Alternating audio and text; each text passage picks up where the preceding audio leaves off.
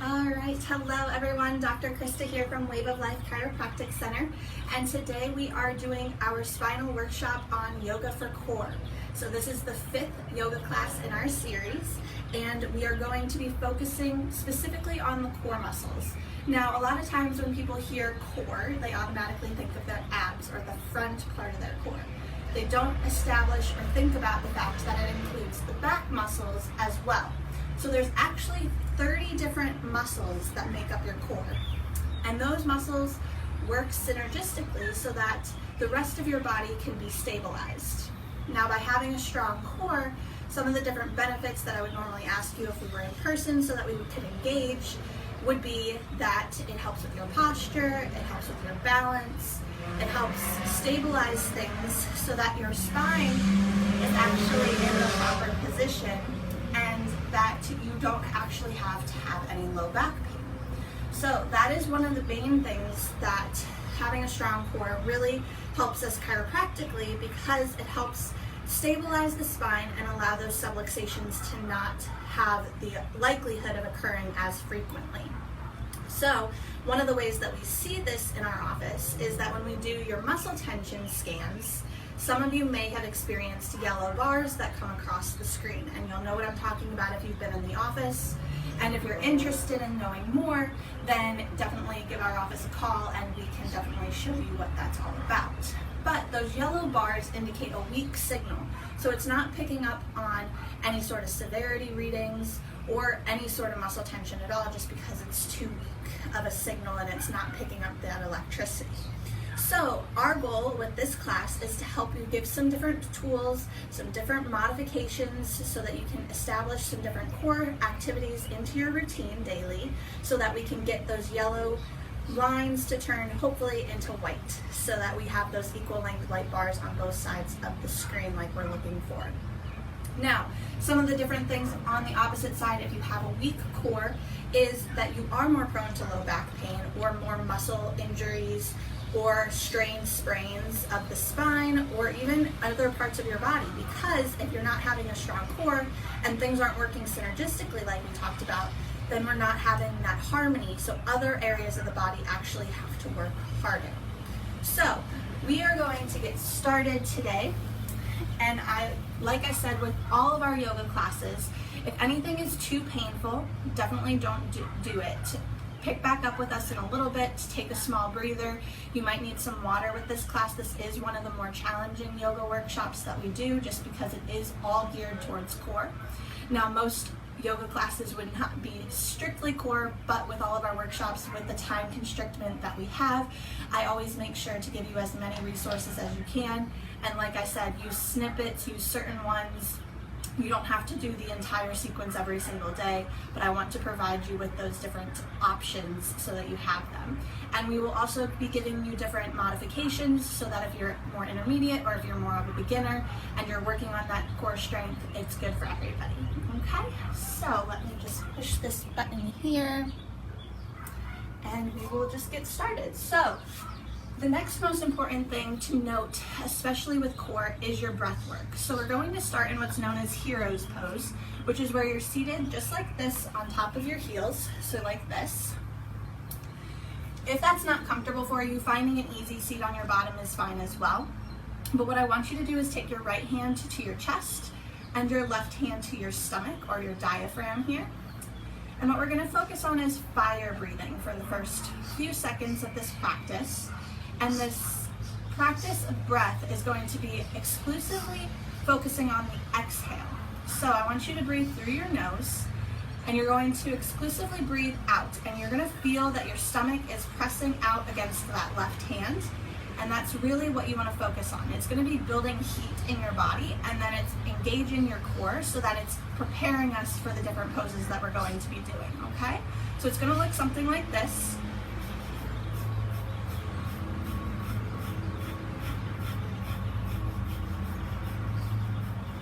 You might want to close your eyes.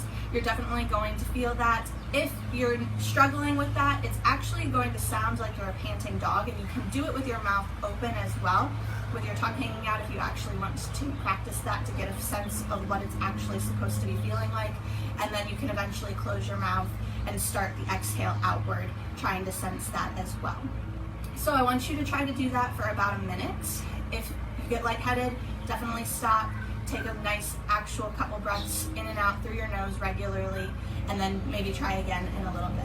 Okay, so that's something that's really going to help engage your core, start to heat the body so that we're getting ready to move in a warm-up type of position. Okay, normally we would be warming up before we get into the core section of any sort of yoga routine, but since this is just core, that breath will help us get that warm-up that we're looking for. All right, so we are going to then move into our tabletop position here on all fours. Wrists should be underneath your shoulders, knees should be underneath your hips, and your toes are tucked under so that the tops of your feet are flat on the ground. Just take a couple warm-up rounds of cat-cow. Inhale, looking all the way up, and exhale, rounding down. Good. Really remember to breathe throughout this practice. You can practice our Ujjayi breath that we talk about, where it's in and out through your nose exclusively. Good. I want you to move with your own breath here, really tucking everything all the way down to your tailbone, and then lifting everything back up, feeling that chest rise and fall.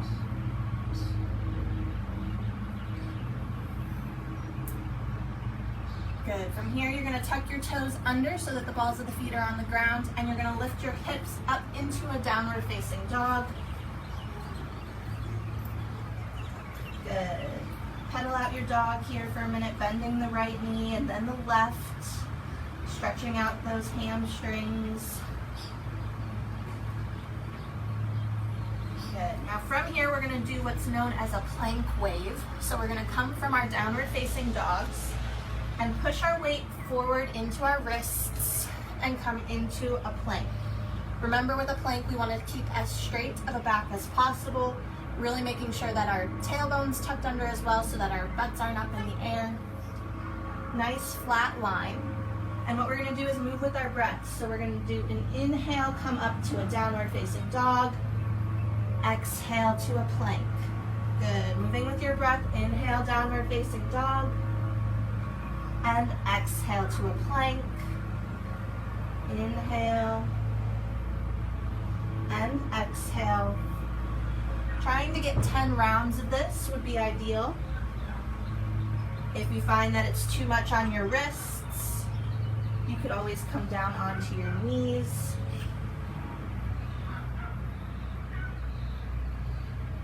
Remember to breathe.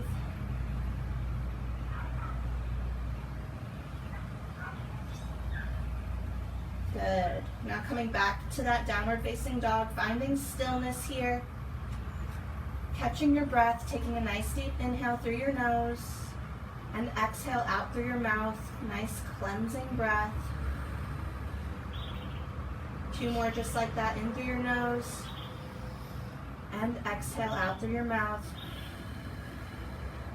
Good. 1 more in and exhale out.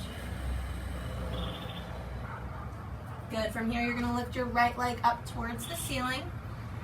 And we're going to bend that knee so that the right knee comes towards your right elbow. So you're going to bring it in as close as you can up here. It's okay if you only make it this far, but as long as you're trying to get those obliques working, and then lift it straight back up towards the ceiling. This time, bend it in towards your nose. Once again, if you're only here, that's okay. Really working those ab muscles. And extend it back up. This time, opposite oblique, bringing the right knee towards the left elbow. And extend it back up. And slowly lower down. Good. Maybe shake out those wrists a little bit here. And take a nice deep inhale. And exhale. Good. Taking it to the opposite side, lift that left leg up towards the ceiling. And we're going to bend it in towards the left elbow this time. And extend it back up. Left knee to the nose. And extend it back up. And towards the right elbow. And extend it back up. And slowly lower down. Good. Once again, shake out those wrists. Maybe take a couple circles. Good. Now from here, we're gonna come into a holding for the plank pose. We're gonna try to hold it. Ideally, you would wanna hold it for 30 seconds. So if you can't do a full plank where your arms are straight, you can come down onto your forearms, or you can even come down onto your knees as well. As long as you have that flat back, that's what we're ideally looking for. Your choice as to your modification and where you're at in this practice, okay? So go ahead and hold that for 30 seconds for me, nice and strong. Engaging those abs.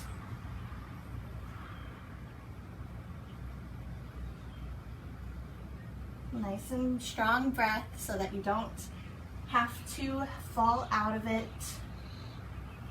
Really ground down into your arms or your forearms, wherever you are. Good. And slowly coming out of it. Great. Now we're going to do a side plank. So for here, I'm gonna start on the left-hand side so that you can see what I want you to do first. From here, we have a couple different options. More advanced, you can come up onto that straight left arm here, and you have the option to come full plank where your legs are stacked. You can have one leg down. You can stagger your legs. If you're gonna bring that left knee down to the ground, that's an option as well. So, our beginners, this is where you would want to start with that left knee down, really making sure that that chest is open, still really engaging your abs, making sure that this is nice and straight so that this isn't dipping down towards the ground. This is what's really going to work those left side obliques. Good. Holding again for 30 seconds on this side. And then we'll switch sides, okay? So once you've counted to 30, remembering to breathe, we're gonna switch sides. So on the right-hand side, again, keeping that right arm straight, you have the options, stagger out those feet like this. You can stack them on top of each other, coming into a full side plank, or right knee to the mat, really engaging the right side of those abdominals this time. Still making sure that your chest is nice and open in that, and counting to 30 again so that we can have a nice deep breath, inhale and exhale. Don't cheat me and make sure that you get those full 30 seconds in. If you can't do the full 30 seconds, that's something to work towards, the goals that we're going to be having as we move forward, okay? Now from here, we're gonna work those back muscles a little bit. So we're gonna come into a cobra pose, or if you wanna take a more advanced version, you can come into upward facing dog. So from here, you want to have nice straight arms. Always remember you don't wanna fully lock out or hyperextend those elbows. There should always be somewhat of a slight little bend. You're on the tops of the back of your feet, and your thighs are on the ground in a cobra pose. If you are taking the upward facing dog, the thighs would come off of the ground here, and you would feel that more in your lower back. So if you are prone to more low back pain, start with a cobra and work your way up. If this is even too much for you, you can come into baby cobra or seals, where you're on your forearms as well. Great. From here, we're going to do what's known as locust jumping jacks. So from here, you're going to be flat on your stomach. Let me move this plant out of the way. You're going to cactus your arms out to the sides. Lift your legs up off of the ground here. So everything except for that core or that middle of your stomach is lifted. Good. And then you're going to make jumping jack movements just with your arms.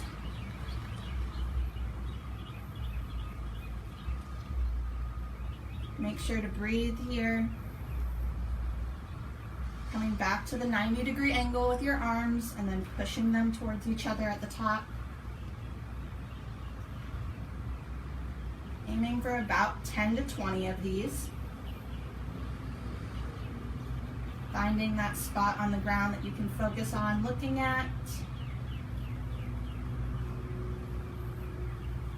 Good, and when you're ready, push yourself back up, get that nice stretch, look all the way up towards the ceiling. Good, and we're gonna tuck those toes, lift those hips, and come back to your downward facing dog. Take a nice deep inhale, and exhale, release. Good, slowly tiptoe your way towards the top of your mat. Now on your next inhale, you're gonna lift all the way up, but I want you to have a nice flat back, coming vertebra by vertebra, all the way up to standing. Good. Now from here, we're gonna take a nice deep inhale, sweep those hands up overhead, standing about hip distance apart here, and slowly lower into what's known as your chair pose. So from here, it's like you're sitting into a chair behind you. Tailbone should be nice and tucked under, shoulders away from your ears, engaging that core. Good. And coming back up to standing, bring your hands to heart center. Slowly rise up onto the balls of your feet and control your way down towards the mat. If you can't make it there, that's okay as well. If you fall out of it like I just did, that's also okay. So now that we're on our seat, we're gonna work the core just a little bit more. I promise that we're almost done here. We're gonna come into what's known as boat pose. I'm gonna give you a couple different options here.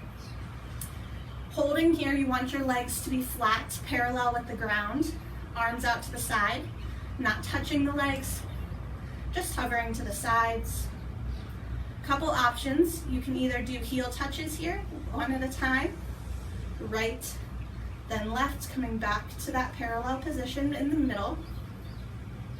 You can do it at the same time, where both heels come down towards the mat. Good. Or you can take low boat to high boat. So you come low boat, hover those ankles, and come back up, okay? Whichever one of those you want to do, if you want to do all of them, but I suggest doing at least 10 of whichever one you choose, if not, making them go together. And then the last pose that I want you to be able to do is what's known as our bridge pose. So you're going to come flat onto the ground, feet flat, knees bent, hands flat on the ground, every single vertebra placed flat onto the mat behind you. And you're going to lift your hips up towards the ceiling here, squeezing those abs, working those glutes, which are also part of your core. The core helps stabilize not only your spine, but your pelvis as well. And you're going to hold this for 30 seconds again.